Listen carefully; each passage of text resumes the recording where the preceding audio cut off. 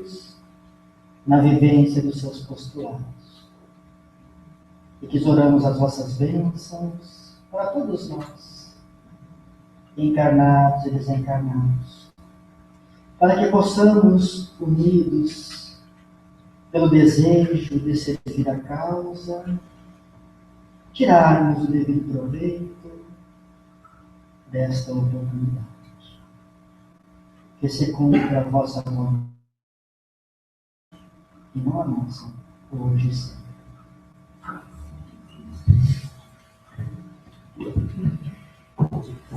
O nosso Vinícius também, além de ser expositor, ele é escritor. Tem um livro da sua palavra, Em Busca da Sabedoria. É um livro publicado pela Federação Espírita do Rio Grande do Sul. O fim essencial do Espiritismo é tornar melhor os homens. Nele, não se procure senão o que possa concorrer para o seu progresso moral e espiritual. Allan Kardec. Assim começa o nosso Vinícius a escrever o seu livro. Está à disposição também dos irmãos. Muito bem, o Sérgio vai passar ali para pegar as perguntas por escrito, e aqueles que quiserem fazer a pergunta a voz, levantem a mão. Nós vamos começar perguntando o Vinícius: existe uma ética espírita? E se existe uma ética espírita, como devemos nos comportar em relação a ela? Sem dúvida alguma. A ética espírita é a ética do Evangelho. Aquela que estabelece como justa medida que façamos aos outros o que gostaríamos que os outros nos fizessem.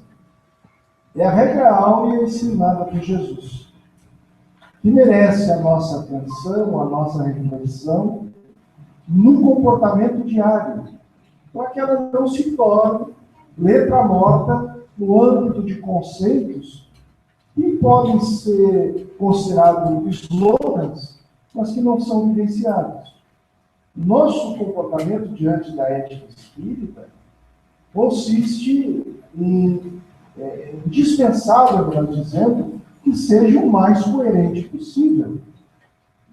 Obviamente, como nós somos espíritos em processo de evolução, e que pouco a pouco vamos ganhando mais lucidez pelo trabalho, pelo esforço intelectual, nós temos uma tendência de ir aprimorando a compreensão da ética, essa regra de bem proceder, com a moral espírita, e vamos ajustando melhor o nosso comportamento. Implica que nós tenhamos lucidez diária, que hajamos de maneira mais proativa e menos reativa, que tenhamos clareza das nossas escolhas. Lembrava a nossa irmã que o espírita tem que ser um filósofo. E é isso mesmo, concordo. Nós precisamos ter uma atitude filosófica diante da vida. E a atitude filosófica pressupõe o hábito de raciocinar. No momento em que estejamos dominados por uma emoção perturbadora, por um conflito emocional, por um sentimento que nós identificamos como não tão nobre, que possamos ter a lucidez de reflexionar, avaliar a sua origem, ver como isso ainda habita a nossa alma e, com lucidez, ter mais discernimento em nossas escolhas e não agir por impulso. Há um pensador zen budista, um mestre, Thich Nhat Hanh, que vai propor que nós estejamos diante do nosso mundo emocional como um guardião na frente de um castelo. Nós precisamos observar quem entra e quem sai. Nós precisamos observar os nossos pensamentos e não permitir que pensamentos de baixa qualidade façam morada. Mas não se trata de lutar contra esses pensamentos.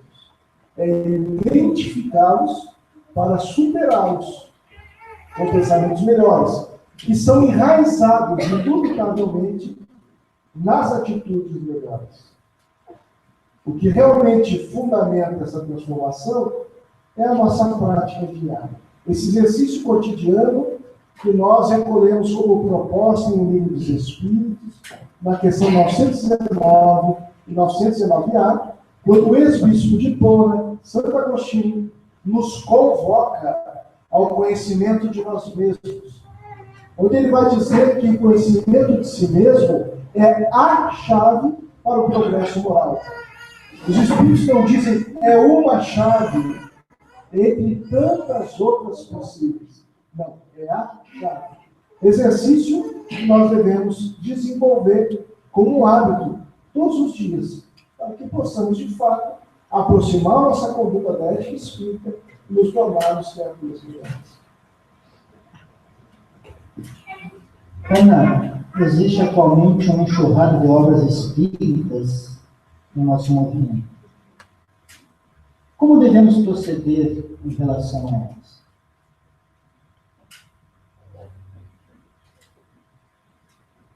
O tempo que medeia entre o nosso nascimento e a desencarnação é muito curto. Então, nós temos que aproveitar esse tempo com o máximo de valor. A doutrina espírita foi codificada por um homem de bom senso extraordinário. E ele transferiu esse bom senso em todos os ensinos da codificação. Então, com bom senso, nós temos que separar o joio do trigo. Como não dá tempo para ler todo esse acervo que está chegando, melhor que a gente fique já com a experiência dos primeiros, dos mais velhos.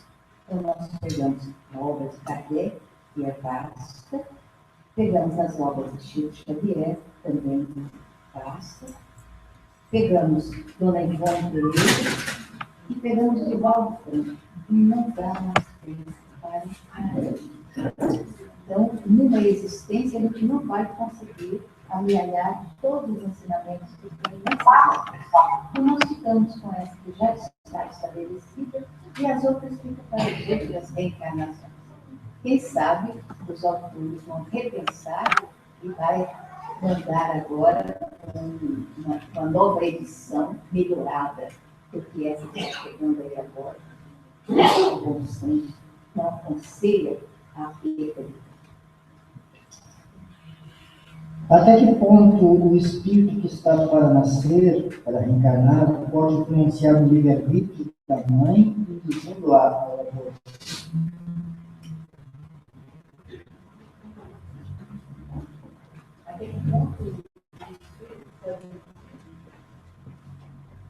A ponto nenhum, o espírito não induz coisíssima nenhuma, aliás, ninguém nos induz a nada. Nós temos a liberdade de fazer exatamente o que queremos.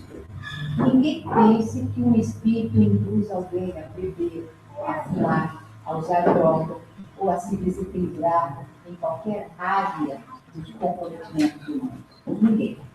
Eles só estimulam aquilo que já existe na criatura. O que ocorre é que, segundo o Evangelho nos diz, amai os vossos inimigos. Então, eles são trazidos para o nosso núcleo familiar, onde, naturalmente, a facilidade é maior de se dobrar o coração humano, fazendo com que queira bem ao outro. Então, o que existe são vibrações, teor vibratório.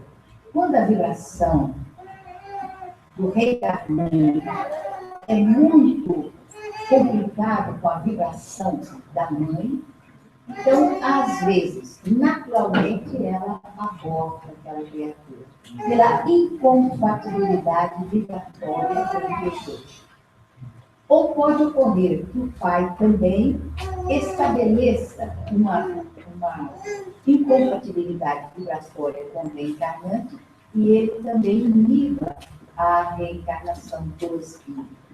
Todavia, isso são casos muito esporádicos, porque na maioria das vezes há um trabalho feito no mundo espiritual para compatibilizar os espíritos que são adversários. Então, vamos lembrar bem que o aborto, naturalmente, ele é uma escolha pessoal da criatura. Como Paulo diz, tudo nos é lícito, todavia, nem tudo nos convém. Então, há uma escolha pessoal. E depois os contratempos que a gente vai ter que acertar. Então, o aborto, quando ele é espontâneo, entra várias implicações, mas nunca a indução do espírito. Essa palavra não se pode. Vinícius, o que acontece ultimamente, pois parece-me que o movimento espírita passa por sérias dificuldades, onde hoje em nossas reuniões se fala mais em administração, em dinheiro e proposta de transformação moral do doutrina espírita.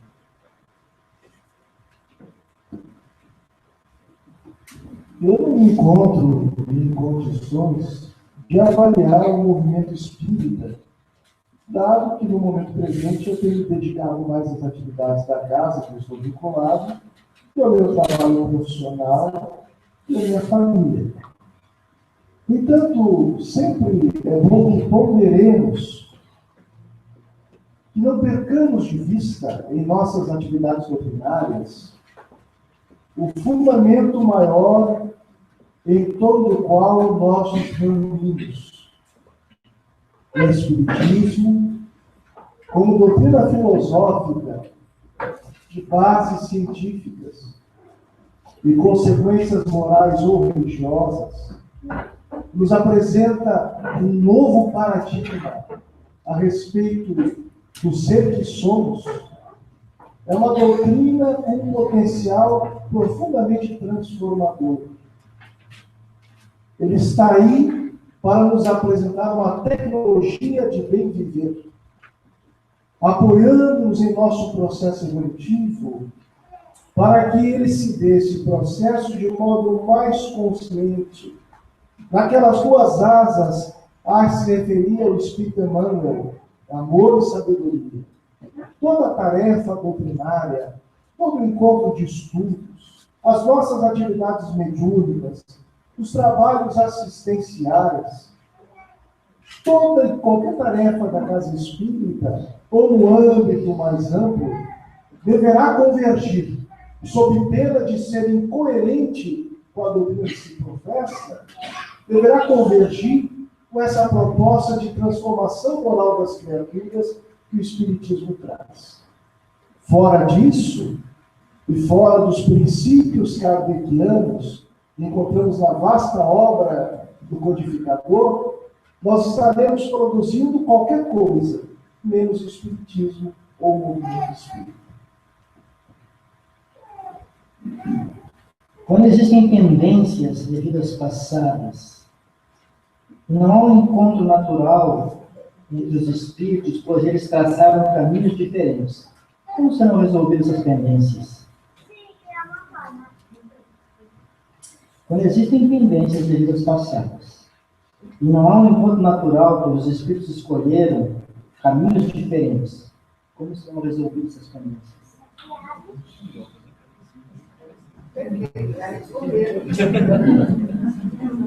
Olha, a palavra de Jesus é bem clara.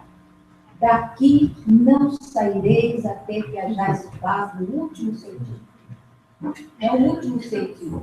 A época era a moeda ínfima, moeda menorzinha. Então, nós não sairemos daqui. Então, não se preocupem com as pendências. Vocês vão encontrá-las. E não resolveram, né? Ana, gostaria que falasse sobre como a atividade.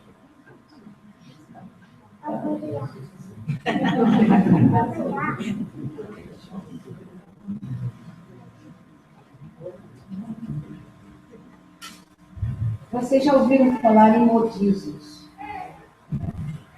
Modismo é uma coisa que faz assim, sobe, depois desce, depois torna a subir, e etc, etc, etc. Amor, aqui na Terra, ainda não existe. Nós não temos condições de de ter esse sentimento dentro de nós. Então, no máximo, a gente faz um esforço muito grande por querer bem, ou por chegar a gostar de alguém. Se os Espíritos nos dizem que o Espírito, a criação de Deus, não tem sexo, como nós o entendemos, nós vamos concluir que tudo que nós vivenciamos aqui é criação nossa. E como o homem, por si só, ele adora uma complicaçãozinha, então eles vão criando complicações nesse teor. Então nós vamos observar que a sexualidade, que é uma obra divina, cuja energia que nós desbarcamos, nós vamos ter que recolhê-las todas, ainda está muito ignorada pela nossa capacidade de discernir. Nós colocamos a sexualidade aqui e o cérebro nos órgãos genitais. Então, atualmente, o homem, quando eu falo homem é generalizado, pensa com os órgãos genéticos e atuam geneticamente com o cérebro, porque mudou as situações. Então, uma coisa que é secundária, de repente, fica primária. O que é primo é querer bem. Secundário é o exercício sexual. Então, se o espírito não tem sexo, por que ele é essa celeuma toda em torno de homem e mulher? Por quê?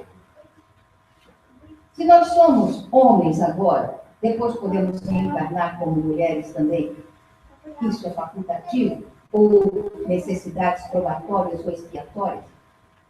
E a pessoa que, porventura, tenha essa problemática, tenha cuidado de pegar um compêndio a respeito do corpo humano. E faça uma análise detalhada das funções orgânicas do homem. Isso não é lei humana, isso é lei divina. Então, fazer uma análise detalhada das funções orgânicas do corpo humano. Então, vocês vão saber exatamente para que servem os olhos, os ouvidos, a boca, os órgãos genéticos também. A morfologia humana vai esclarecer detalhadamente as situações. Então, não vamos misturar sentimento com fisiologia, que é físico ou físico. Então, o que ocorre atualmente é que o homem extrapolou de tal maneira as funções naturais e divinas do corpo humano que uma função natural já não lhe atende às necessidades. Então, ele precisa complicar um pouco. Ele precisa procurar outras atividades. Então, na verdade, em cima dos meus mais de 70 anos, o que eu digo é que isto é um modismo que vai passar, como os outros modismos passaram. Se não houvesse um esforço da mídia e das pessoas para apresentar uma situação para a sociedade, não seria tão assim. Então, vamos pensar com o cérebro. Por que é preciso fazer tanto alarde a respeito de um assunto que é muito pessoal? O assunto é esse. Por que os héteros não fazem esse alarde? Por que não sai uma mulher gritando, eu estou amando um homem, estou amando um homem? E por que o homem não sai gritando, eu estou gostando de um homem? Por que isso? Por que não fazem o mesmo alarde? É porque alguma coisa não é natural. Alguma coisa está gritando dentro do cérebro. Então vamos pensar e cada um pense por si. Dizem que isso é uma opção pessoal. Se é uma opção pessoal, que a pessoa pense, analise, faça um estudo das leis naturais e analisa a morfologia humana e depois responde a si mesmo se isso é certo ou se é errado. Vinícius, como fica a proposta educativa do Espiritismo perante os novos paradigmas da educação em classe? A pergunta é complexa, novos paradigmas da educação em classe. E fazemos estudos para poder responder. Bom, o Espiritismo em nada se encontra, na minha opinião, que é limitada, desatualizado. O Espiritismo fica como está. Nós temos observado, pelo menos na minha área de atuação, que muitas perspectivas pedagógicas da atualidade convergem sem saber com a proposta pedagógica do Espiritismo. Nada obstante, nós, os espíritas, nem sempre atuemos em nossas atividades educativas na casa espírita em consonância com a filosofia da educação do Espiritismo. Eu, particularmente, que venho da evangelização, sobrevivi, a gente observa hoje muitos companheiros utilizando técnicas de estudo, atividades supostamente pedagógicas, pouco fundamentadas, inclusive, na pedagogia materialista. Conversava há pouco em Noelias. Às vezes as pessoas propõem técnicas, dinâmicas. Parece que o povo, vai entrar na teoria, o povo gosta de complicar. Coisas que fazem jogos supostamente pedagógicos, na evangelização, ou no encontro de jovens, que a gente espreme de um lado do outro e não sabe nada do espiritismo. Alguns casos são até propostas de constrangimento moral. É lamentável. Eu comentava que alguns anos atrás, participava de jovem, como jovem no encontro, e aí o companheiro foi questionado, que coordenava o grupo, não gostou, inventou uma atividade, colocou todos nós de castigo. Era uma lógica pedagógica de punição, sem concordância com o espiritismo.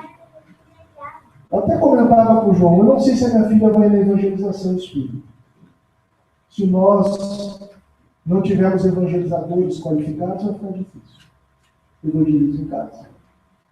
Porque nós criamos uma ideia de que qualquer um pode ser evangelizador. E eu não estou falando de título acadêmico, de formação teórica acadêmica. Estou falando de fundamentação espírita. Nós temos pessoas que, em alguns casos, não são espíritas. Elas entraram ontem na casa espírita, não leram as obras fundamentais do espiritismo, não as estudaram, às vezes nem as aplicam, nem se esforçam para aplicar. E nós vamos ver atividades com o nome de evangelização espírita preocupantes, porque não sustentam na prática a filosofia que diz apresentar. Muitas vezes, herdeiras as atividades de outras propostas religiosas. Posturas que só não colocam a criança ajoelhada no milho porque hoje é proibido, se pudesse colocar. Uma palmatória. Mas aí, usa a violência simbólica, que é mais dolorosa, constrange o sujeito. Nós precisamos, meus irmãos, e aí falo como educador e como pai, sem nenhuma pretensão, constituir nas nossas propostas educativas com as novas gerações uma formação continuada dos colaboradores, um estudo aprofundado da doutrina, um convite à vivência no cotidiano. Isso não é ficar falando de espiritismo todos os dias. Vocês sabem bem o que eu estou dizendo. É esse esforço moral de domar a fera que nós carregamos por dentro. Despertar a nossa luz, as virtudes, na vida diária. Do contrário, nós teremos uma teatralização religiosa, ou atividades muito recreativas e pouco doutrinárias. Mas o Espiritismo, para lembrar o Espírito Camilo, com o seu vigor, permanece incólume, apesar de nós, os espíritas. O Espiritismo tem uma grande contribuição a dar à educação. Não estou propondo que nós venhamos a espiritizar os espaços laicos ou querer converter onde estejamos alguém que quem quer que seja. Mas nós podemos, no mundo, com base na filosofia espírita, sermos homens e mulheres de bem, naturalmente educadores, pró uma nova era. E em nossas atividades doutrinárias, eu fugi intencionalmente um pouco do mote da pergunta, apresentar o Espiritismo. Se os espíritas não apresentarem o Espiritismo, a espiritualidade, como já vem fazendo, terá que usar outros veículos. Lembremos de Jesus, que dizia que se os seus discípulos não apresentassem a boa nova, as pedras falariam da sua proposta doutrinária. Nós vemos no mundo afora homens e mulheres que nem são espíritas apresentando essas verdades espirituais que o Espiritismo contém. Em diferentes culturas e sociedades, mundo afora. E em nós espíritas temos que nos perguntar o que fazemos do legado que está em nossas mãos. Eles estão fazendo a parte deles. Não preciso estar na nossa seara para servir a causa do bem. Vamos lembrar da Ivone Pereira, uma psicografia sua, que conta a história do discípulo ignorado. Alguém que curava e pregava em nome de Jesus, os discípulos ficaram com dor de cotovelo, uma coisa que hoje em dia acontece no meio espírita, né? Mas o povo com dor de cotovelo foram fazer queixa para Jesus. E o sujeito estava vinculado espiritualmente ao colégio apostólico, servindo ao bem, cumprindo as suas tarefas. Esses irmãos de diferentes propostas que convergem no pensamento espírita estão cumprindo sua missão, os seus compromissos espirituais. Cabe nos perguntar a nós mesmos se em nossas tarefas educativas, com os jovens, com as crianças, com os adultos, estamos aproveitando o teor pedagógico do Espiritismo e utilizando como filosofia em nossas práticas. O Espiritismo anda muito bem, apesar de nós os espíritos. Ana, a chegada do vírus Ebola ao primeiro mundo não será para despertar que a falta de fraternidade desses para com os ditos do terceiro mundo? Por que seria? Eu não acredito nisso, não. Apenas nós estamos num mundo de provas e de expiações. Um mundo onde o mal prepondera. E nós estamos aqui porque esse mal fomos nós que criamos. Então nós temos que erradicar. À medida que o progresso vai estabelecendo novas maneiras de erradicar enfermidades, de salvaguardar a vida do homem, outras complicações vão surgindo. E outras e mais outras. Então nós observamos no passado a hanseníase como sendo a praga social. Então aquelas criaturas eram consideradas imundas, eram expulsas. Mais tarde, elas eram jogadas ao mar para se sobrevivessem e para Molokai, uma ilha, que era a ilha dos imundos também. À medida que foi se analisando, estudando a hanseníase, as pessoas foram se acercando socialmente. E hoje a hanseníase, a gente convive com ela naturalmente. E outras enfermidades que foram surgindo. À medida que a ciência vai erradicando, como o mundo é de provas e de expiações, outras coisas vão surgindo. E a respeito do Ebola mesmo, eu assisti assim, um passando no jornal, o robô que emite, me fugiu agora que luz que ele emite, e que faz uma asepsia geral do recinto, onde ele vai emitindo essas vibrações luminosas. Já tem 2 robôs que foram criados nesse sentido. Então, soltam ele dentro do local que esteja contaminado e essas vibrações luminosas fazem uma asepsia geral. Só que, como eles disseram, o robô é muito caro e também a gente sabe que as multinacionais não têm muito interesse em erradicar as enfermidades. Pelo número de farmácias que vocês veem como doença do ser humano dá dinheiro. Porque senão você não teria tantas farmácias. A NET faz um estudo sobre o genoma que é impressionante. Ela esteve em Londres e foi visitar o Museu do Genoma. Eu não sei dar as explicações que ela dá, mas é impressionante. Ela teve a oportunidade de entrevistar um dos estudiosos, que foram partícipes do projeto, e é assombroso como falta amparo econômico para esse tipo de atividade. Então, eles disseram que hoje o câncer poderia estar totalmente erradicado. E as doenças que são heranças genéticas também poderiam estar equilibradas se eles tivessem um pouquinho de amparo econômico. Mas isso não acontece ainda, porque nós estamos muito preocupados com os modismos que aparecem. Para vocês terem uma ideia, no dia da abertura da Copa do Mundo, não sei se vocês perceberam que o pontapé inicial foi dado por algo parecido com um robô. Um homem que se movimentava. A princípio, deram 16 segundos para a apresentação daquele homem.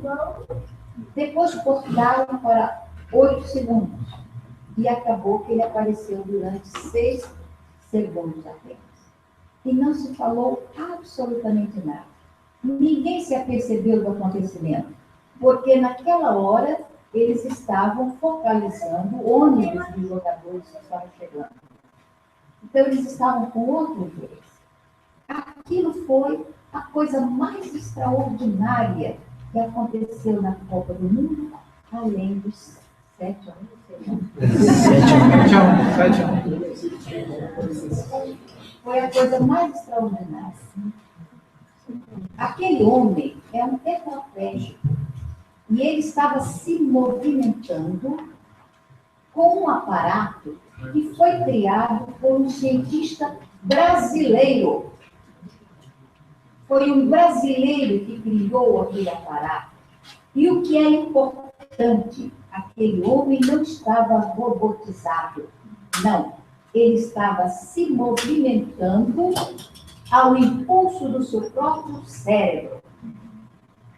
Aquela invenção desse brasileiro, com os eletrodos colocados na cabeça, ele dá impulsos a áreas cerebrais. E então, é a perna que se move ao impulso cerebral do paraplégico. E os seus braços se movimentam também com impulsos cerebrais. Então, vocês imaginem, o objetivo dele, brasileiro, e todo pesquisador brasileiro, todo cientista brasileiro, e nós temos uma quantidade enorme de cientistas brasileiros, todos eles economicamente zerados. Então, eles precisam do amparo econômico da sociedade. O objetivo dele, apresentando o paraplégico que se movimentava ao impulso da sua vontade, era exatamente catalisar recursos econômicos, chamar a atenção das pessoas que têm dinheiro para subvencionar essa descoberta.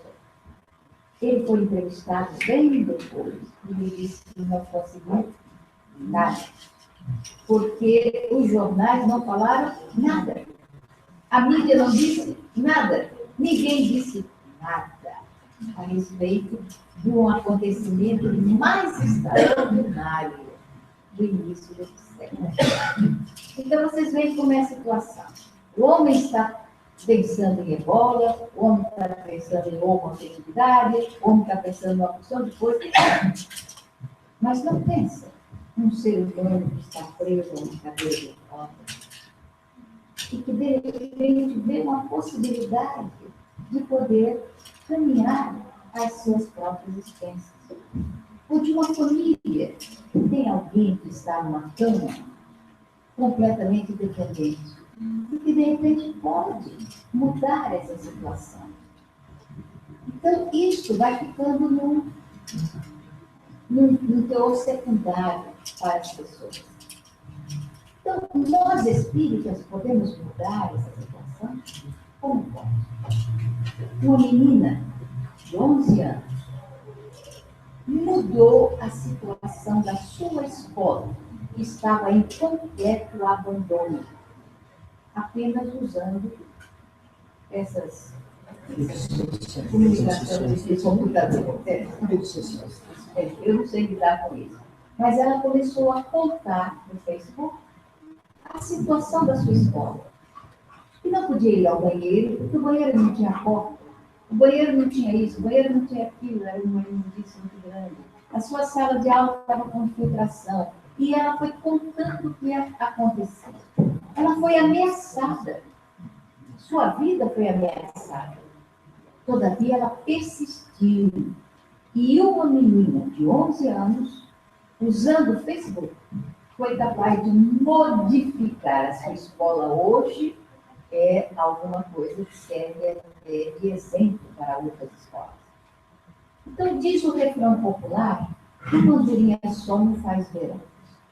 Mas uma espírita com boa vontade é capaz de fazer coisas extraordinárias. Mudar o status quo, mudar a sociedade onde está inserido. Basta e tem se consegue. E utiliza o coração para a construção de nova vida.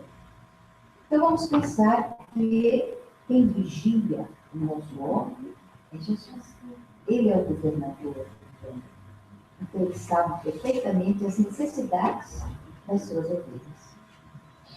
Vinícius, por que os pais têm tantas dificuldades de dizerem não aos filhos? Por que não há firmeza?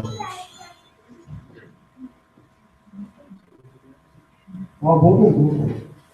Nós assistimos, se eu não me falha a memória, nos anos 80, um discurso muito forte no âmbito da psicologia que vinha propor algumas facções, algumas correntes, né? Vinha propor que nós não disséssemos não. A grosso modo, como se o não traumatizasse, ou coisa parecida. No entanto, na medida que vamos avançando, vamos saber que a frustração, em alguma medida, é indispensável para a maturidade psicológica do sujeito. Senão, nós nos tornamos eternas crianças e passamos a ser aqueles sociopatas que andam por aí, que imaginam que o mundo foi realizado, criado a serviço deles. Aquelas pessoas que não respeitam uma fila, que alguém está estacionando o carro e roubam a vaga. E aqueles casos mais graves, os que vilipendiam o patrimônio público, os que furtam de idosos, enfim, todos os casos de corrupção moral ou material. É indispensável que aprendamos a dizer não, quando é justo dizer não. Eu desconfio, pelo que eu tenho acompanhado, que muitas vezes o caso não é nem dizer não, até assim é difícil. Porque muita gente procura evadir-se do compromisso de educar seus filhos.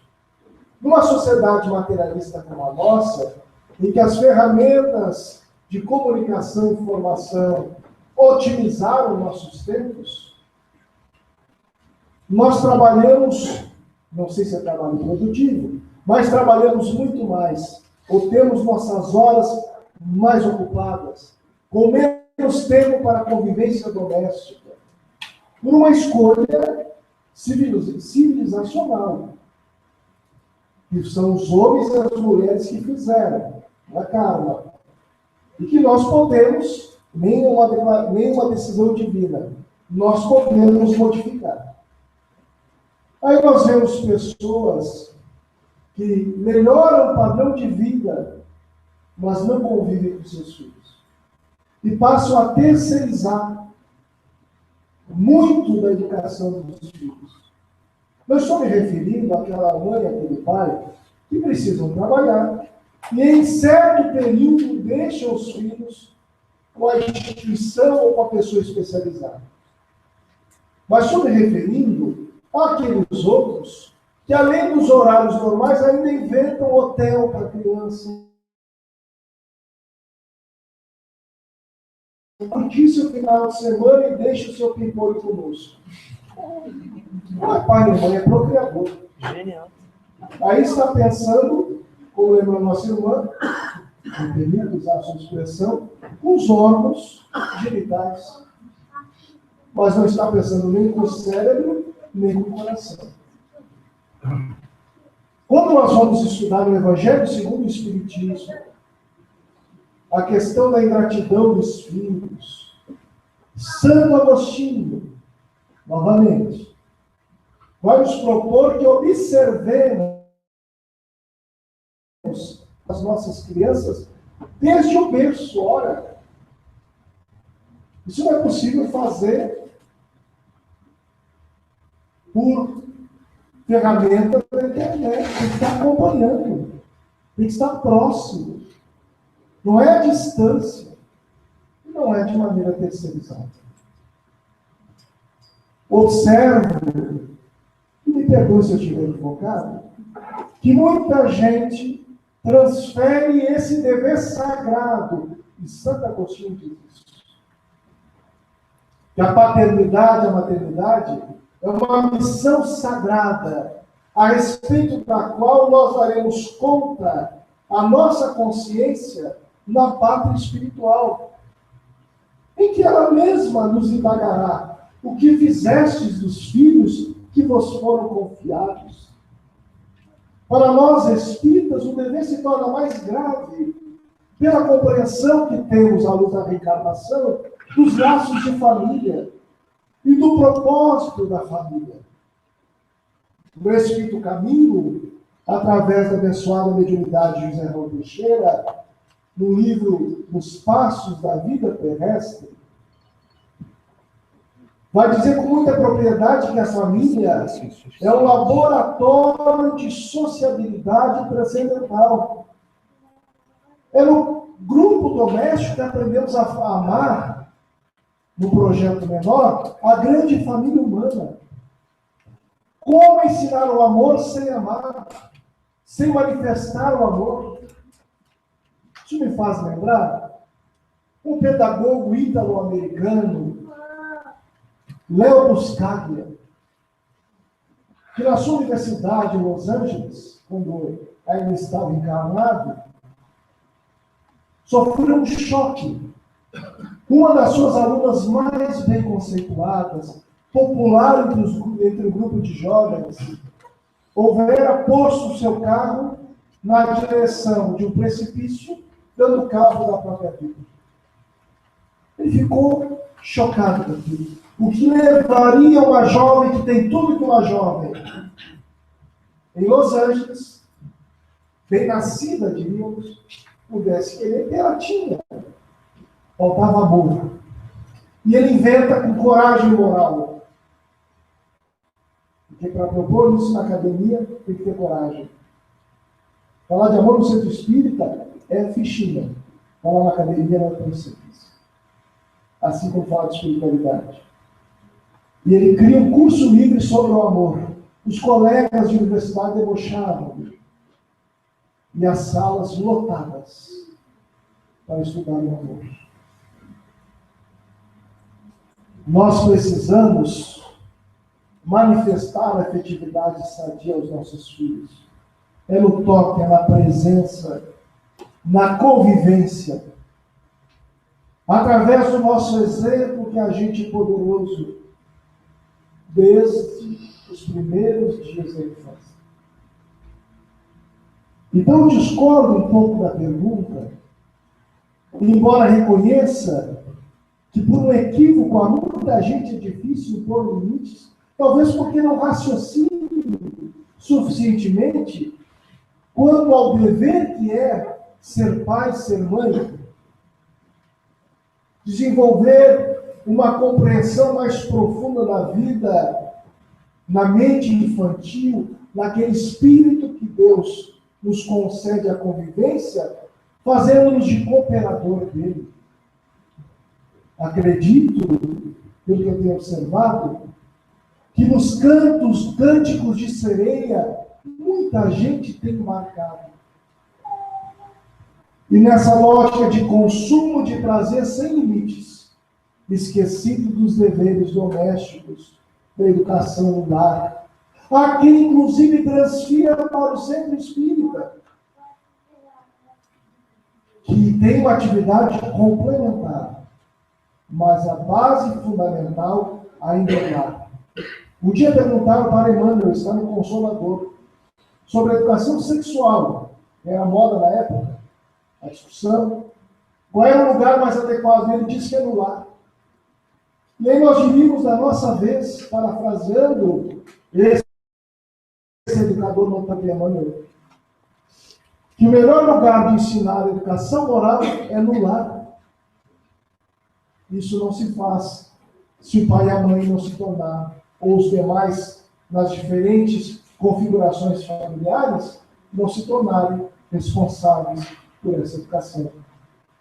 Se não for presença na vida dos seus filhos, outros serão, talvez, mais desorientados que nós mesmos, desencaminhando os filhos, como diria Gibran, da ânsia da vida, que a vida nos conferiu, para endereçarmos como setas rumo ao infinito, no progresso espiritual que nos compete realizar. Tarefa sagrada que nós não podemos descuidar. Ana, o que dizer do espírita trabalhador e até mesmo palestrante que não aplica na vida em sociedade os postulados da doutrina?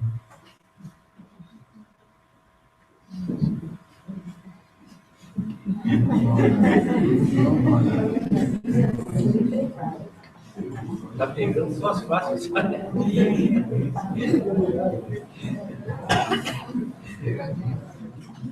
Não julgueis, como diz o Evangelho.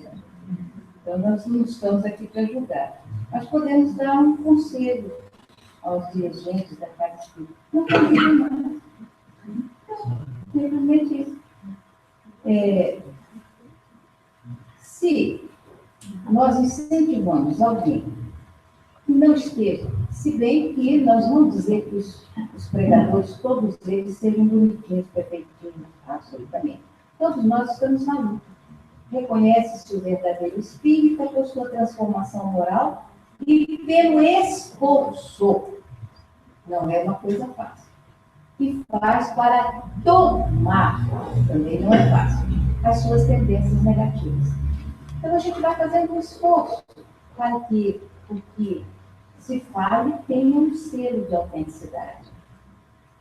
Todavia, se a criatura não age assim, cabe à direção da Casa Espírita fazer a seleção. Cabe aos espíritas separar o joio do trigo. Então, o companheiro, nós não vamos crucificar o companheiro ou a companheira, nós vamos dar a ele a oportunidade de raciocinar, a oportunidade de pensar. Veja bem, Antônio Vieira foi o maior orador sacro da igreja. Ele dizia assim no seu segundo discurso: por que será que no passado poucos convertiam tantos e hoje tantos convertem tão poucos? A minha resposta é essa. Na exposição espírita, há que haver coração. Há que se falar com convicção. E a convicção vem daquele que realmente acredita naquilo que está dizendo e utiliza isso para si mesmo, recordando que o ouvido mais próximo da sua boca são os seus próprios ouvidos. Então, quando eu falo, não para mim, e procuro fazer o impossível para que seja estruturado aquilo que digo, aquilo que faço também, aquilo que estou me esforçando para fazer. Então, a casa espírita precisa ser mais seletiva nesse aspecto, não só para com expositores, mas também para com médicos, para com dirigentes da casa espírita, em todos os sentidos. Eu ouvi muito falar em evangelização. Essa palavra a gente já tirou do nosso currículo há um bocado de tempo. Então, na nossa casa, aos sábados, a partir de 9 até as 16 horas, nós temos educação espírita para crianças. As crianças chegam, tem um momento cívico, em que eles aprendem a conhecer a sua bandeira, o seu país e a cantar o hino nacional. Depois do café da manhã, e então 2 horas de educação espírita. E eles aprendem Espiritismo. O Livro dos Espíritos foi vertido por 2 educadoras da nossa casa para uma linguagem compatível com as crianças. E depois de passar pelo crivo da razão, esse trabalho então se tornou o objeto dos estudos das crianças. Então elas estudam sobre Deus, estudam sobre Espírito, comunicabilidade dos Espíritos e os trabalhos que elas realizam, que elas fazem, tudo ele dentro do conhecimento do Espiritismo. Então, as crianças vão vivenciando os ensinos espíritas e vão aprendendo a responsabilizar-se por si mesmo, pelas suas atitudes, pelo seu comportamento. Então, nós temos crianças que hoje já são monitores, passaram pela escolinha de educação espírita e que têm pais que são alcoólatras e eles tomam conta dos seus pais, porque aprenderam isso na escola de educação espírita. Aprenderam a responsabilidade. Quando os pais são responsáveis, eles geram filhos que podem perfeitamente assumir a responsabilidade de cuidar deles. E é o que está ocorrendo com alguns dos nossos jovens filhos, que estão já amparando os seus pais. Isso que o Espiritismo veio ensinar. Nem sempre é o que está ocorrendo. Eu estava analisando isso, eu estava pensando. Está havendo uma evasão de crianças e de jovens das casas espíritas. E a responsabilidade é nossa. Não sei se vocês ouviram falar no grande espaguete voador.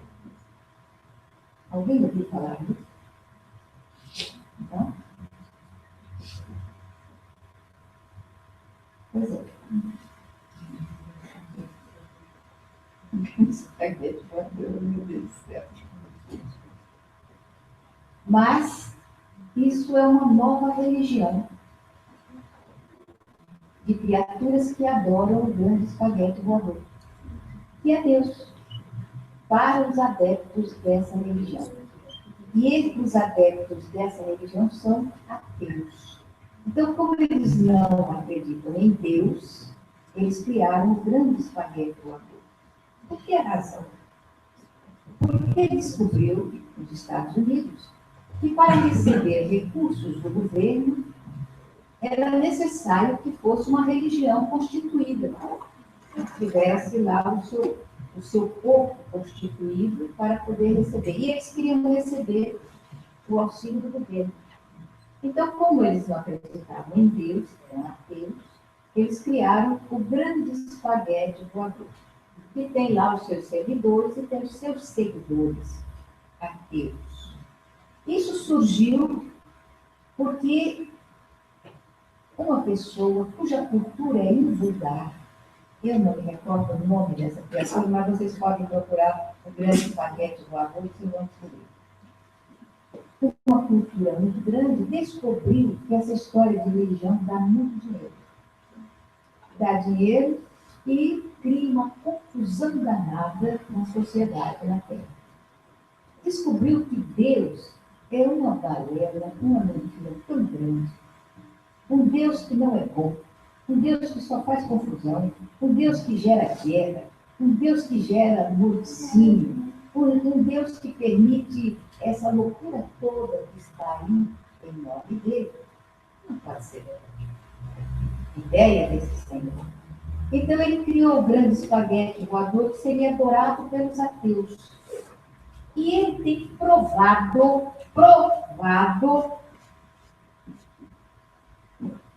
que o ateísmo é muito melhor do que o deísmo. Muito melhor. Então ele fez uma análise do exército da salvação. E ele descobriu que o exército da salvação recebe amparo, ajuda de todas as classes sociais e de todos os segmentos religiosos. Todavia, só ajuda os pertencentes à sua religião. E ele descobriu que as outras religiões funcionam da mesma forma. Ele não estudou o Espírito, mas ele mostrou que católicos só eles que vão para o céu, os protestantes só eles que vão despertar no juízo final, etc, etc. Então ele foi descobrindo essas coisas e foi mostrando. Hoje, o grande espaguete voador tem uma quantidade enorme de adeptos. E pasmem os senhores, todos eles jovens e adolescentes, oriundos de famílias religiosas, cujos pais têm condutas reprochadas. Então, se a religião não é capaz de tornar o seu pai honesto, ou tornar a sua mãe a vestal do lar, a que serve isso? Se eles estão sozinhos, se eles estão entregues a si mesmos, por que esse Deus é bom? Essa religião não é boa, esse Deus não é bom. Então, o grande espaguete voador tem dado a eles motivações para seguir esse segmento. Inclusive, eles colaboram com os médicos sem fronteiras, que é um trabalho lindo, extraordinário. Então, esse rapaz, esse moço, são duas pessoas. Um é um psicólogo e o outro é um... Essas duas criaturas têm mostrado, têm provado que ninguém precisa de religião. E os jovens estão aderindo a essa ideia. Não precisa. Para que religião? Para que ir para uma igreja? Para que isso? Se o pai continua bebendo, a mãe continua enlouquecida, para que religião? O grande espaguete voador dá a chance de auxiliar as pessoas. E eles mostram que a caridade não precisa de Deus. Basta que a pessoa fique. Então, a quantidade de segmento a esse pensamento é muito grande. Uma razão para que os pais comecem a reconsiderar a ideia de ser deputado, de ser senador, de ser presidente, enquanto seus filhos vão aderir. É hora de uma reciclagem. E é hora dos homens também assumirem a responsabilidade de cuidar da sua família. Não depender tanto de fruto econômico do trabalho da sua mulher. Então, é o momento de reciclagem. Diferente da fisiologia da mulher. Por que o homem é cheio de músculo e tem uma força muito maior do que a das mulheres? Por que razão? Tudo tem uma razão de ser. Então vamos raciocinar. E por que a fisiologia feminina é tão delicada? E por que a musculatura é tão diversificada na mulher? Por que razão? Não foi para levantar maromba e criar um monte de caroço que a mulher está fazendo, a fisicultura na atualidade. E os homens também. desenvolve o músculo e encolhe o cérebro. Então, é um momento de pensar. E o Espiritismo nos ajuda a pensar, ajuda a raciocinar. Você não vive uma única vida. E esse corpo que você faz tanta questão de tornar bonito, e puxa para cá, e puxa para lá, e bota botox, e bota lá o raio de quarta, esse corpo vai apodrecer. Então, melhor que você comece a colocar botox na alma e fazer algumas cirurgias na alma também. Cirurgia moral, para melhorar a situação. Então, na educação dos filhos, desculpa entrar na educação dos filhos, o que entra hoje é a culpabilidade dos pais. Como eles diminuem o tempo que oferecem para a convivência com os seus filhos, eles tentam dar uma resposta positiva a esse tempo, concedendo aos seus filhos uma série de coisas que, se eles tomassem conta, eles não conseguiriam. Então, a filhinha de 16 anos chega: mãe, eu vou para a festa. Não, filha, não vai. Por que não vou? Ah, pode ir, pode ir. Aí ela se lembra que não tem tempo para estar com a sua filha. Então, deixa ela ir para a festa. Nós tivemos a questão de uns 4, 5 anos atrás, uma cena que saiu do Brasil todo. Eu não estou sabendo do exterior também. Uma cena terrível. 5 horas da manhã. 5 horas da manhã. Um carro em alta velocidade bate num poste em Ipanema. E 5 jovens que mediavam entre 16 e 22 anos desencarnaram. Mais ou menos 6 horas da manhã, focalizando a cena. Então a gente via carro esbagaçado e uma mão feminina do lado de fora, perfeita. O braço todo esmagado, mas a mão ficou perfeita em cima no chão, no piso. E o homem chega e se ajoelha e beija com a mão. Era a mão da sua filha, 16 anos, e ele tem um acesso de loucura, segurando aquela mão que estava ali. Isso comoveu o Brasil todo. Comoveu. Como eu já disse ao senhor, eu sou mais de 70. Então eu estava numa cidade e eles perguntaram: dona Ana, a senhora do Rio de Janeiro, o que é que a senhora achou daquele homem, daquela cena terrível que a gente viu na televisão? Eu falei: ele devia ser preso. Devia ser preso. Todo mundo chocado. Mas por quê? Porque ele é culpado. O que está fazendo uma menina de 16 anos dentro do carro, com 3 rapazes, 2 meninas e 3 rapazes, 5 horas da manhã, saindo de uma festa qualquer, enquanto o pai está dormindo em casa? Enquanto a mãe está em casa ou está em qualquer lugar de você, o que é que eles estão fazendo? O que é que faz uma menina de 16 anos fora de casa nessa hora? Então, esse pai devia ser preso para aprender a tomar conta da sua família, tomar conta dos seus filhos. Porque soltar um garoto, uma garota de 16 anos, no carro com outros adolescentes também, é irresponsabilidade. Quando eu era menina, 10 anos, tinha um programa na Rádio Nacional que começava à meia-noite. Era um programa de terror.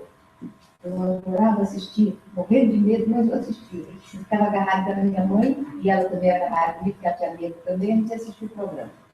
Então, quando começava o programa, isso está aqui, na retina da minha memória. O locutor, com uma voz cavernosa, dizia: meia-noite. Passos chegam à sua porta, a gente se encolhia. Meia-noite no relógio. E ele dizia mais umas coisas. Depois ele dizia assim: meia-noite. Onde andam os seus filhos? Fazia essa pergunta e ele começava. Minha mãe toda vez dizia: estávamos 9, nós éramos 9. Estávamos todos na cama, só eu que não estava na cama dela, não estava na minha, eu estava na dela. Então todos estavam em casa. E sempre foi assim. Se eu tiver que prestar conta dos meus filhos quando eu chegar no mundo espiritual, eu vou dizer uma coisa com a maior sinceridade. Se eu errei, foi por excesso. Por omissão, eu não errei. Por excesso, tudo bem. Os meus filhos nunca tiveram liberdade até os 18 anos de chegar em casa depois das 10. Nunca tiveram chave da casa. Eu sempre disse a eles, esta casa é minha e vocês são meus hóspedes. Minha e do seu pai. Vocês são meus hóspedes. Então, vocês vão obedecer o regime dos donos da casa. Somos eu e seu pai. Se a gente está dentro de casa, está na hora da gente então, quando tinha jogo, Fluminense, eu tinha um filho degenerado, pessoas caindo, Fluminense. Então, ele tinha uma autorização especial para ir assistir o jogo do Fluminense. E eu dizia a ele, eu estou em casa no rádio, ouvindo o jogo. A hora que terminar, eu vou mais ou menos dar um tempo para o senhor chegar em casa. E isso ele já tinha 18 anos. Só recebi a chave da casa aos 21, mesmo assim na condição de não me deixarem nunca acordada, porque eu tinha serviço um dia. Nunca. Então, eles nunca chegaram depois da meia-noite, até se casarem. Os meus netos moraram comigo até o mais velho, até os 14 anos. Depois foi morar com os pais. 7h30, os meus netos estavam lá. Até os 16 anos. 7h30. Meu computador tinha lá o código lá para acessar. Só eu que tinha esse segredo. Né? Então, eles tinham um horário para usar o computador. De tanto a tanto era um, de tanto a tanto era outro, de tanto a tanto era outro. Nunca ficaram de inteiro no computador. Nunca. De 7h30 para 8h, porque eles levantam às 5 horas da manhã. Estudo colégio militar. Tem que chegar às 7 horas em ponto. Não entra. Com 6 horas saem de casa para pegar 2 ônibus. Quando eu dizia isso, que um garoto de 16 anos, 7h30 estava indo para a cama, ninguém acreditava. Não é frustrado, não é doente, nenhum deles tem vício, nenhum deles tem traumas, porque a vovó tá. Não tem. Então, essa história de ficar traumatizado, de ficar irritado, aquilo que o Luiz estava dizendo, isso é conversa fiada.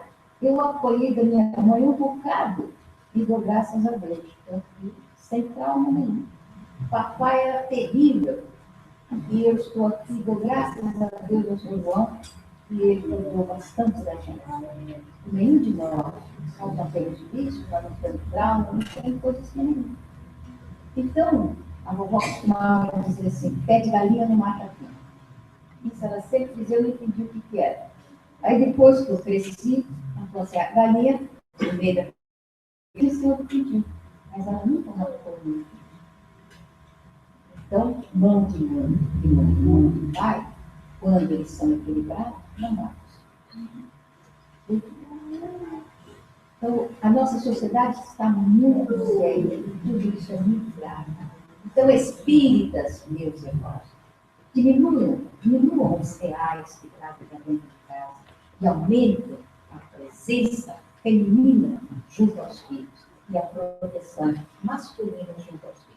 Se é que vocês sonham com uma sociedade mais equilibrada e mais feminina.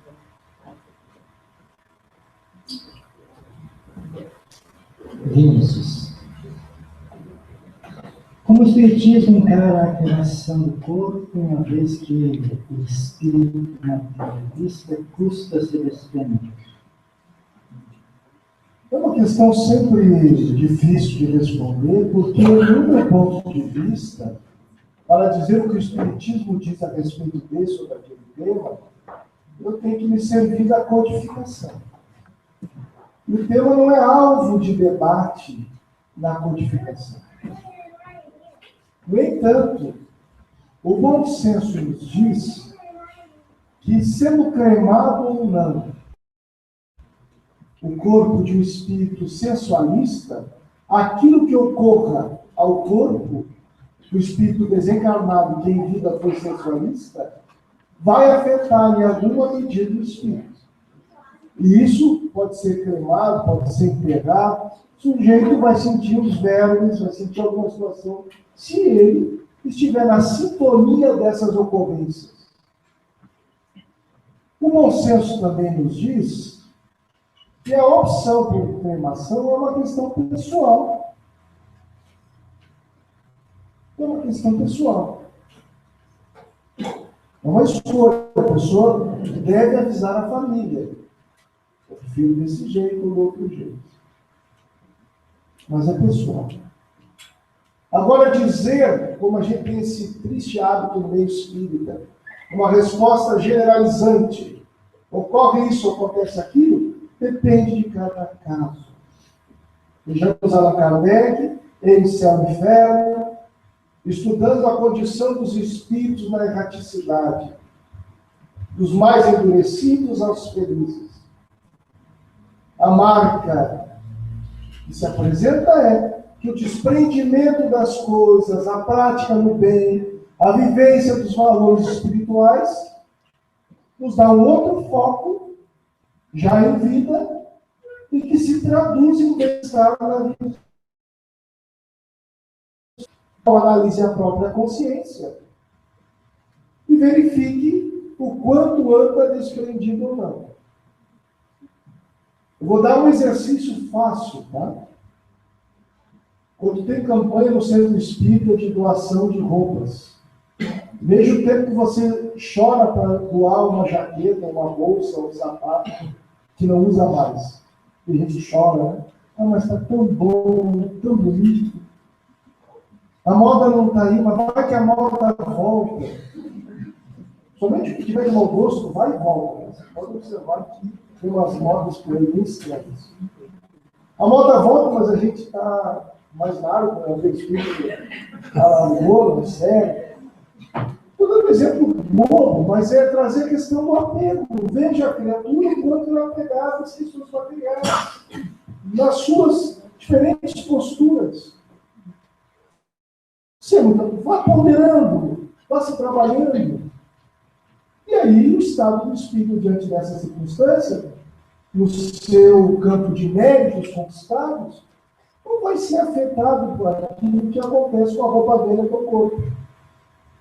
Há que se considerar, segundo alguns espíritos, que não está na codificação, uma certa carga de horas. Como eu me atenho a Kardec, me perdoe a minha limitação, imagino que nós tenhamos que ponderar a partir do bom senso. E respeito profundamente a pergunta. Às vezes a pessoa está contando os anos, imagina que vai desencarnar, fica preocupado com isso. Uma jovem também desencarna, então nos interessa a todos. Mas será importante que nós nos preocupemos, conforme as nossas atitudes, qual será a nossa condição na vida espiritual? Tem gente que acha que vai ganhar uma kitnet no nosso lado. Ou meia dúzia de horas dedicadas ao centro espírita, ou a preces. Se observe. Já domou a fé interior, ou está se esforçando para isso, procura ter uma retidão no falar, no pensar, no agir. Isso vai nos ajudando no progresso espiritual e nos afastando dos condicionantes da matéria. Mas é importante lembrar que isso é uma questão de político e que cada caso é um caso bem específico.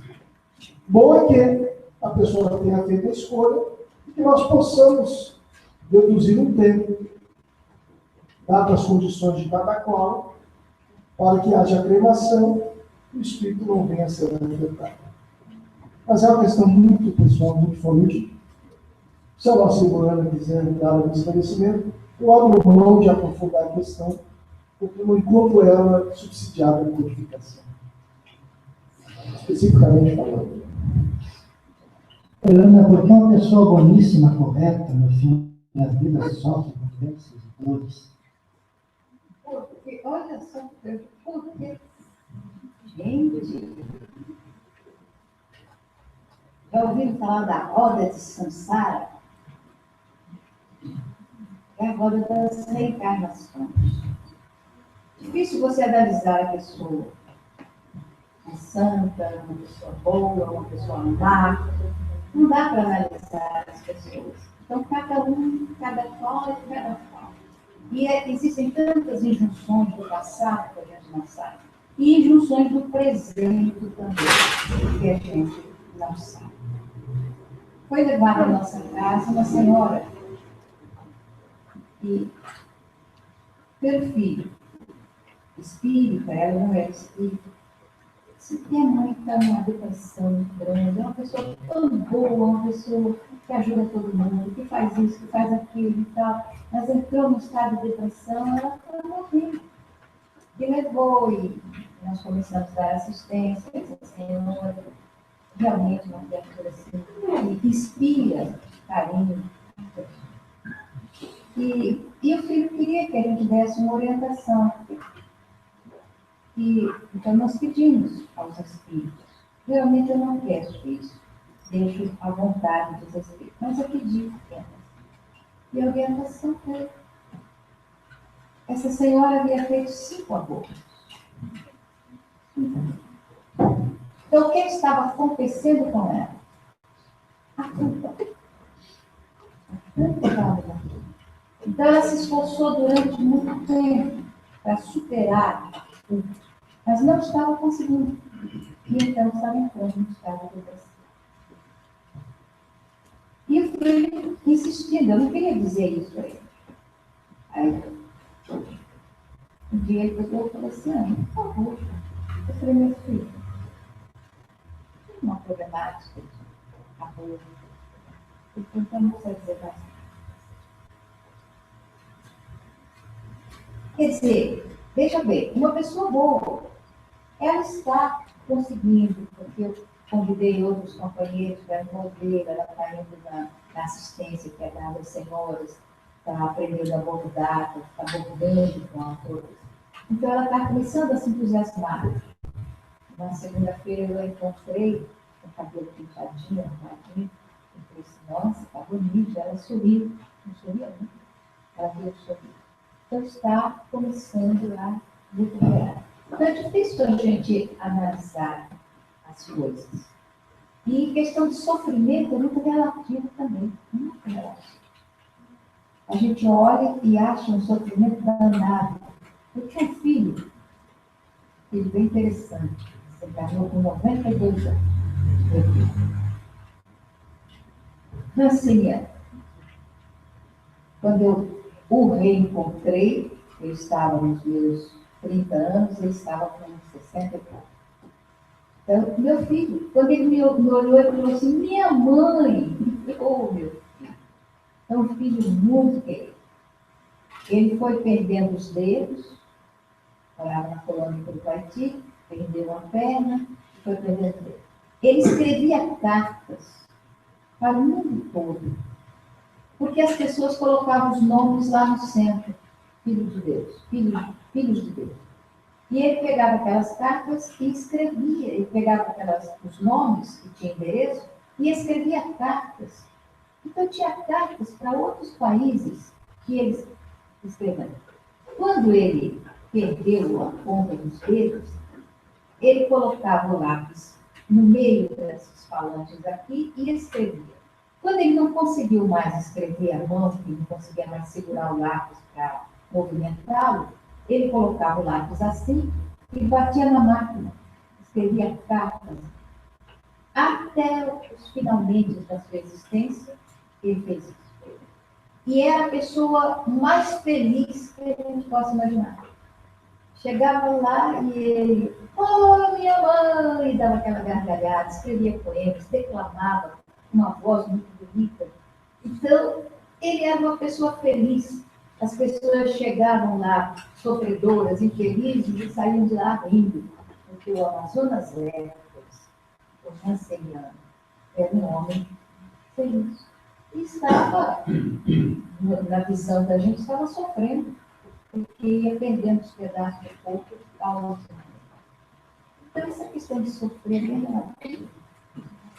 Vinícius, como proceder com o trabalhador espírita que é mudança, que é para o bem das atividades da casa, ele sendo linda e não qualquer mais?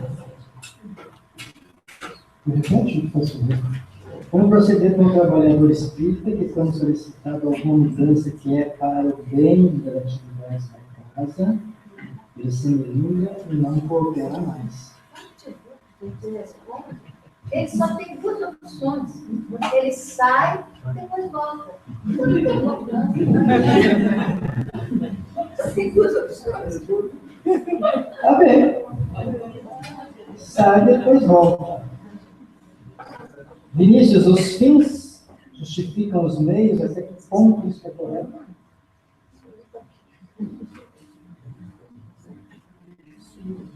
Os fins justificam os meios. Os meios têm que ser coerentes com a finalidade nobre. Então, o bom senso diz que nem sempre isso se aplica. Desculpa, a pergunta é muito genérica, muito generaliza muita questão, não dá nem para analisar. Não é assim. Funciona, nós temos Se que ferir ter. a ética espírita já não justifica mais. Então, vamos lembrar da proposta de Jesus. O poder de discernir o que é certo e errado. A moral é a regra de bem e segredo. Vamos ressaltar os outros para dar os pontos. Muito bem. Ana, o que acontece com o trabalhador espírita que não quer mais trabalho na mediunidade? A mesma coisa. Deixa aqui, deixa a mala aqui, depois volta e carregar a mala. Só que a mala que deixou aqui já está crescida de poeira, de lama, de uma série de coisas. Vai estar um pouco mais pesado. O livre-arbítrio é uma dotação divina. Então, a gente tem que respeitar o livre-arbítrio das pessoas. Utilizem à vontade, só que o plantio é facultativo, mas a colheita é obrigatória. E eu não acredito muito nisso do médico que abandona. O médico que abandona, porque na realidade não é. Não é. Médium é aquele que sente em grau qualquer a influência dos espíritos. Dessa forma, poderíamos dizer que quase todos somos médios. Então, existe o quase, para dizer que tem alguns que não são, que não têm essa sensibilidade. Então, a criatura que abandona, porque na verdade não é. Porque quando é médium, não tem como. Nós temos que realizar a nossa tarefa. Então, esse fica. E o outro vai aprender a ser médium, ele retorna tranquilamente, com alguns quilômetros rodados a mais. Então, Ana, continuamos a mediunidade. Se um médium é consciente e em determinada comunicação fica totalmente inconsciente, seria uma necessidade ou seria um desequilíbrio? Não fica. Não fica. Inconsciente, de jeito nenhum. Como vai ficar inconsciente? Qual que é a antena dele? A glândula pineal. Está no cérebro de quem? No ser.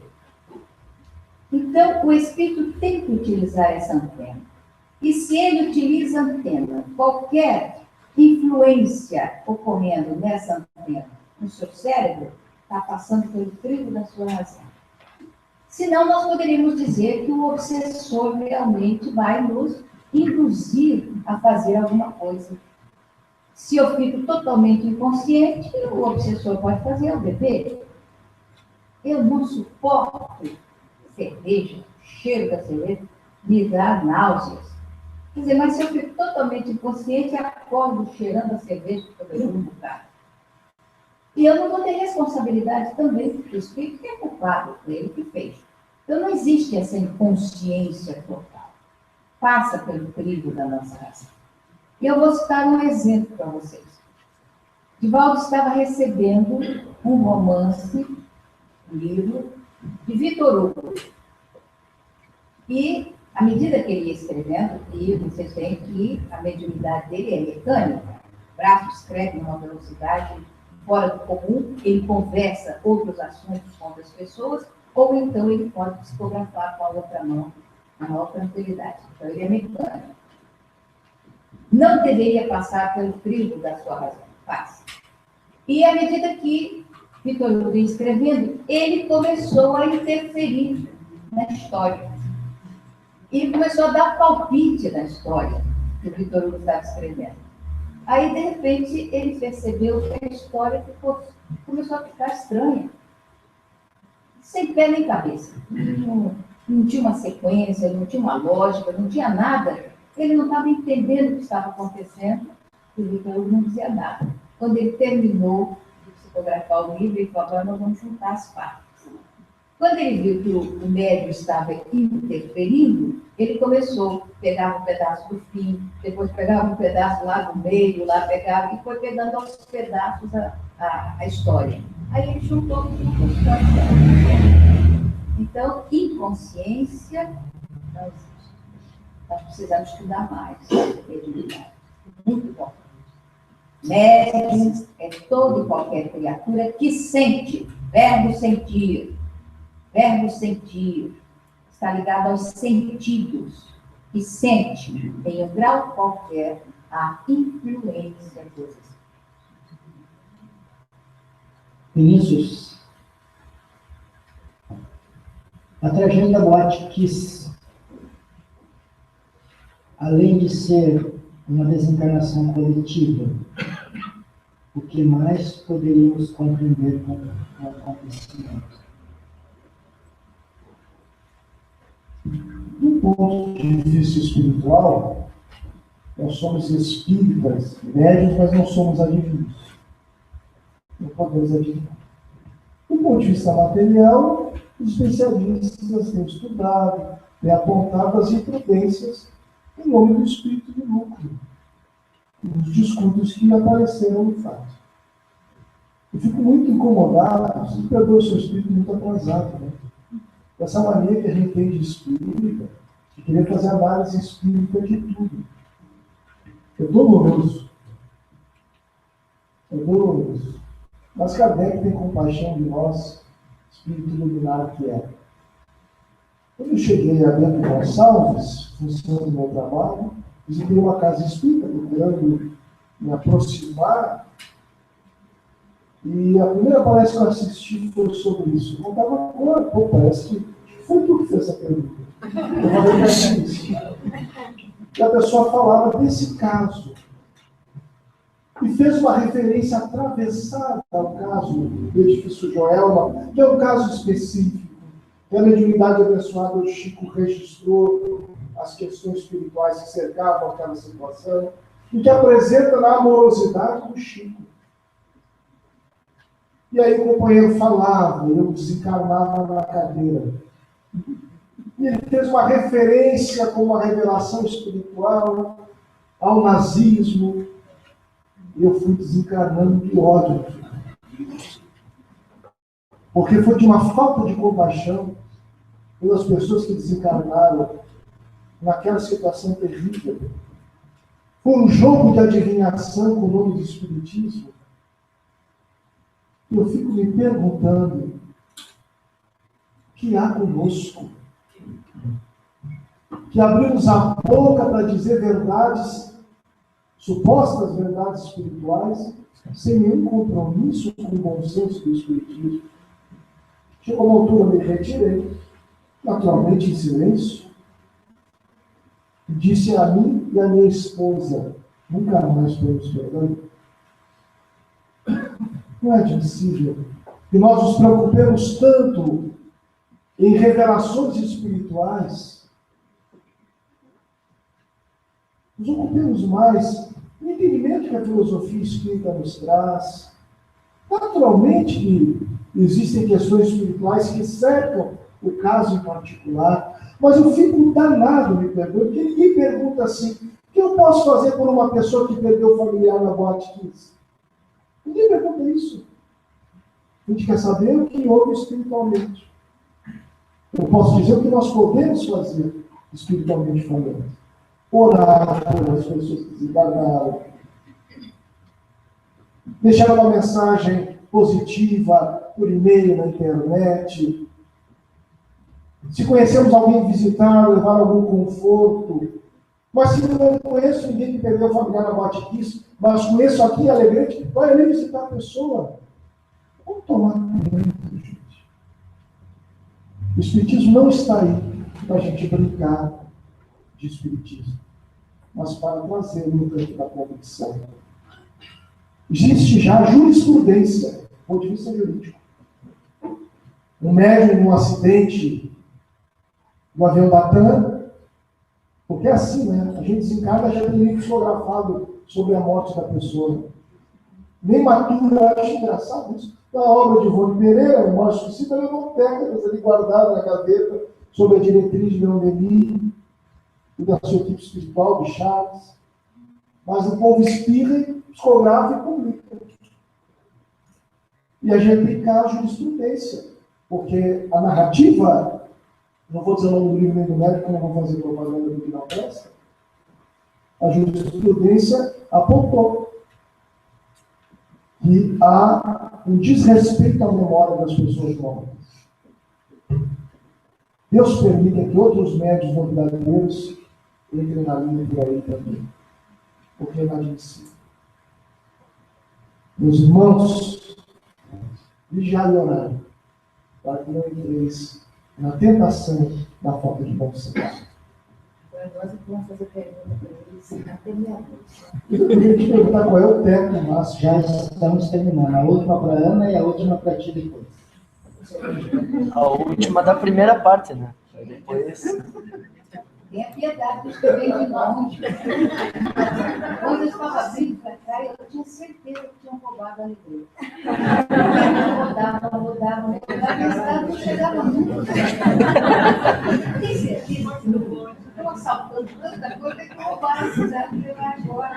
A senhora não escutou a música, aquela não me pergunta onde fica o Alegrete, por acaso? Mas eu perguntei várias vezes.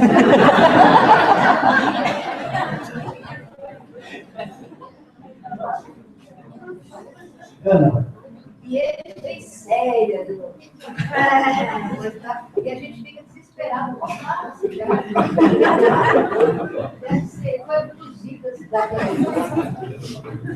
Não se preocupe, que ano que vem a senhora vai estar aqui um pouquinho mais longe. Está aqui. é a última pergunta para a Ana, depois a última para o Vinícius, e nós vamos encerrar. Voltando à temática da homoafetividade.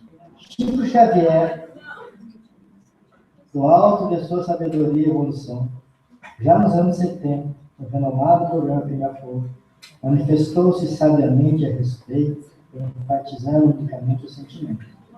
Há pouco a senhora falou sobre o modismo, então quer dizer que nesses casos os sentimentos não existem? Depende do tipo de sentimento. Vejam bem, gente. Se você gosta de alguém, você precisa botar isso no jornal? Há necessidade? Há necessidade de você sair pela rua dizendo, levantando bandeiras a respeito de sentimento? Sentimento, o que é sentimento? É uma coisa tão pessoal e intransferível. Então, você quer falar de sentimento, botando a coisa no jornal, botando a coisa explicitamente na rua, a troca de quê? Se isso nunca aconteceu antes, por que está acontecendo agora? Então, se você acha que não é modismo, então, se tranquilize, posicione-se dentro da sua opção e não bote isso no jornal. Nem pergunte a outras pessoas o significado do seu sentimento.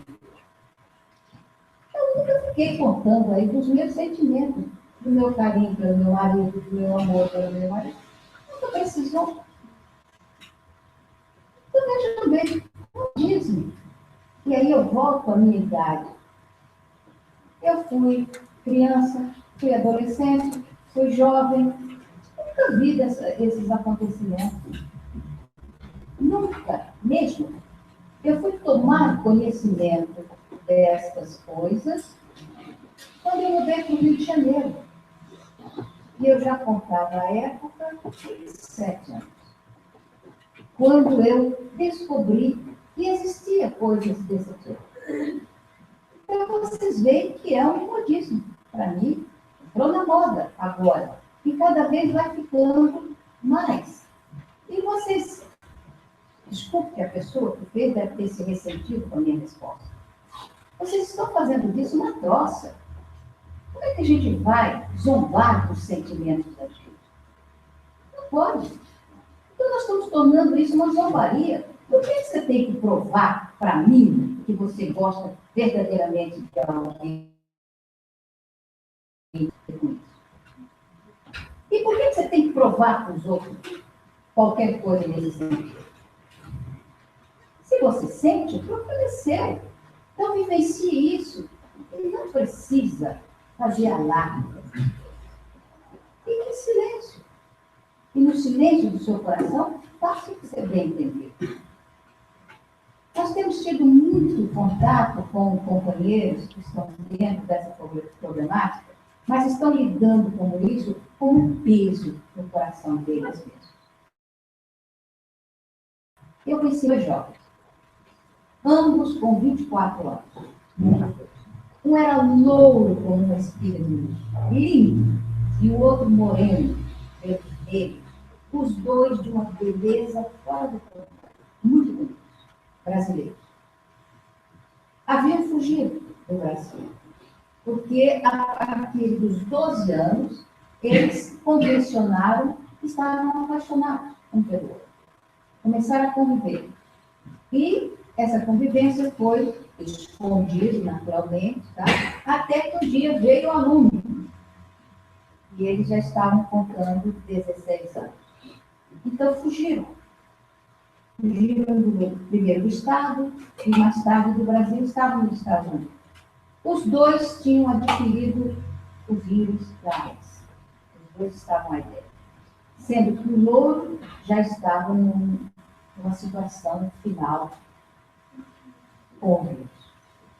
Então eles foram me procurar, aliás, o Moreno veio me procurar, conversando comigo. Por que isso acontece? Então ele disse assim, é amor. Amor verdadeiro. Aí foi que eu achei engraçado. Eu falei, amor verdadeiro. Eu gostaria de conversar com o seu parceiro. Então eu fui no apartamento deles no Bronx, porque o outro não saía de casa. Conversei, amor verdadeiro? Sim, amor verdadeiro. Com fidelidade? Com fidelidade. Então, quem foi que adquiriu o vírus do AIDS?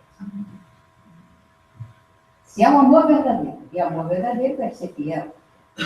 Se há fidelidade nisso, quem foi que trouxe o vírus para vocês? Fizeram transfusão de sangue de uma maneira que pode ocorrer? Não. Usam drogas? Não.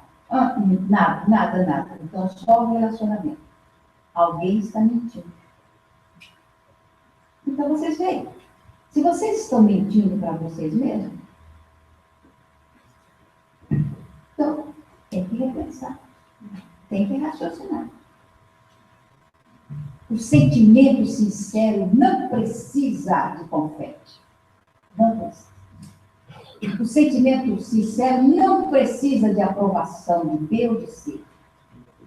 O sentimento sincero não precisa de carnaval. Então vamos pensar nisso e cada um tome as suas providências a respeito das coisas. Vinícius. Antes de passarmos à última pergunta do Vinícius, nós queremos fazer um esclarecimento, dizendo que a Ana e o Vinícius combinaram a cor do cabelo para o encontro. Não é verdade. Eles não pintam o cabelo é cor natural. Luzes brancas? Como é que é? É, Vinícius, Divaldo, através de Joana de Ângeles, já se referiu ao vínculo que existe entre os espíritos que estão encarnando na Terra e o TDAH, transtorno de déficit de atenção e criatividade. Qual o reflexo do aumento de pessoas com este transtorno, que hoje atinge de 15 a 20% da população, no momento de transição em que vivemos? Nós espíritas temos uma característica interessante, a gente tenta conectar tudo, né? A gente quer ter sempre uma macro explicação para saber o fim da novela, quem matou o Antipote. Mas vamos lá. Qualquer transtorno que surja em nossa coletividade, no momento que nós vivemos, como diz o Espírito, venerando Manuel Filomeno de Miranda, de transição planetária, qualquer transtorno que se apresente diante de nós é uma oportunidade de aprimorarmos nossos serviços do bem, nas áreas especializadas, profissionais que atendam esses casos, tanto quanto de cada criatura em particular, que deve descobrir que medida pode servir. O transtorno de déficit de atenção, segundo os especialistas, tem uma matriz genética. Nós que somos reencarnacionistas, sabemos que o espírito comanda esses processos e que o sujeito é herdeiro de si mesmo. Cabe aos especialistas, aos pais, atentarem para buscar um diagnóstico especializado, para que não caiamos em processos irresponsáveis de rotulação de jovens e crianças. Porque algumas escolas são tão ruins que nem Jesus, frequentando-as, seria capaz de prestar atenção. Algumas propostas são tão adequadas aos nossos tempos, é difícil. Por outro lado, muitas vezes, alguns processos próximos ao TDAH surgem por descuido dos pais. Muita televisão e internet ao mesmo tempo.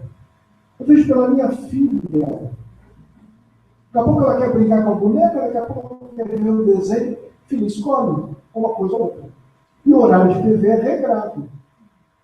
Eu não tenho a idade da nossa irmã, mas tive pais com essa mesma perspectiva. O limite não me aleijou, nem me deixou sequelado. Aliás, ele sabia o filho que tinha. Nasci na espírita. Espírito iluminado não nasce necessariamente no espírito. Eles sabiam a fé que eles estavam vivendo. E a disciplina dos meus pais só me ajudou. Não tem nenhuma dificuldade de adequação no ambiente de trabalho. Tem pessoas que a gente recebe para trabalhar conosco, que a gente pede para reencarnar de novo, porque não dá para aguentar. Cheio de manias, cacoetes, que o mundo é deles. Então procuremos, nesses casos, se identificamos em nossa família, o atendimento especializado. E não nos ocupemos tanto, me desculpem, de uma leitura mística a respeito do caso. Nesse tempo de transição, como em qualquer outro tempo, compaixão, compromisso, amorosidade, para que estendamos as criaturas nos diferentes transtornos que possam enfrentar o apoio necessário para que superem com dignidade as experiências mais difíceis. Ou então é culpa do espaguete voador, eu não sei.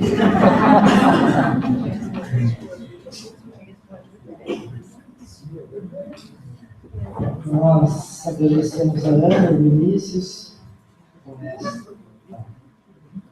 oportunidade. Vamos encerrar, porque eles têm que descansar, amanhã tem atividade novamente, tem viagem para Porto Alegre, esse estado que não acaba mais. A Ana vai daqui, sei lá, sem comer nada, vinha com fome, a gente não achava restaurante. Foi uma aventura, né, na verdade, né? Mas ela gosta disso. Já é o quarto amate que ela participa, fora as jornadas que ela faz aí na região. Ela adora esse chão. Não é verdade? Adora. Então, meus irmãos, nós agradecemos a todos. Naturalmente, vamos encerrar a tarefa com a nossa prece. Agradeçamos a nossa mãe, a mãe do nosso Salvador, a Maria de Nazaré, pelos eflúvios, pela sua ternura maternal, por ter permitido que pudéssemos realizar esta atividade reflexiva, de ponderação, buscando a melhor orientação para as nossas vidas, através dos postulados da doutrina que abraçamos. Senhor, neste mundo conturbado, de violência, de sensualidade, de materialismo, no qual a ida da guerra gera orfandade, viuvez, miséria. Interceda junto a Jesus por nós, para que possamos seguir fiéis à doutrina que abraçamos, ao seu Evangelho de luz, para que não desmoreça em nossos corações o ideal que abraçamos antes de mergulhar no corpo, de servirmos sem sermos servidos, de trabalharmos incansavelmente pela causa que as vossas bênçãos maternais auxiliem-nos a prosseguirmos na jornada. Que a nossa noite possa ser uma noite dadivosa. Que ao deixarmos o corpo possamos reencontrar os nossos benfeitores espirituais, os nossos amigos que permanecem no mundo dos espíritos, amparando-nos e auxiliando-nos.